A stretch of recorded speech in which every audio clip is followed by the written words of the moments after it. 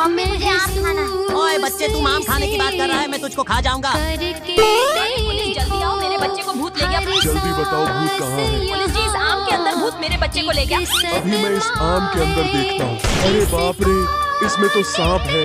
चलो इस तरबूज के अंदर देखता हूँ। अरे बाप रे, इसमें तो टाइगर है।